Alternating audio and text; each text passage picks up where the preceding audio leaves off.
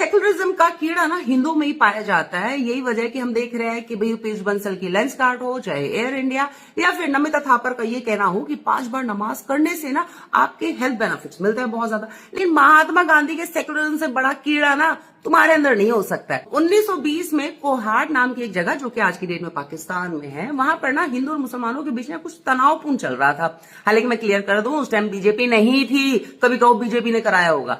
मानो को लगा कुछ तो ऐसा किया जाए जो हिंदुओं को सबक सिखाया जाए और इनकी भावनाओं को आहत किया जाए। उन्होंने ना 2 किताबें लिखी। एक का नाम था कृष्ण तेरी गीता जलानी पड़ेगी और दूसरा 19वीं सदी के लंपट महर्षि। और वो किताबें जो है उनकी मस्जिदों से ना हर जगह सर्कुलेट होने लगी। जैसे आज की डेट में सारे काम मस्जिद से करते ना, वैसे ही। अब जब हिंदुओं ने इन किताबों को देखा और उसमें जिस तरह की अभद्र भाषा, अश्लील पिक्चर, हमारे देवी देवताओं का मजाक उड़ाया गया, तो वो बहुत ही आहत हुए और सीधा पहुंचे महात्मा गांधी के पास। अब महात्मा गांधी ने कहा कि भाई देखो, इसमें क्या हम कर सकते हैं।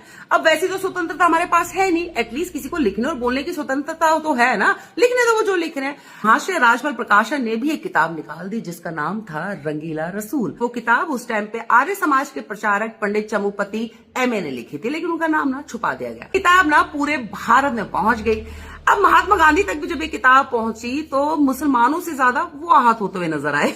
24 मई 1924 को ना महात्मा गांधी ने यंग इंडिया में एक लेख लिखा और रंगीला रसूल की ना खूब निंदा की।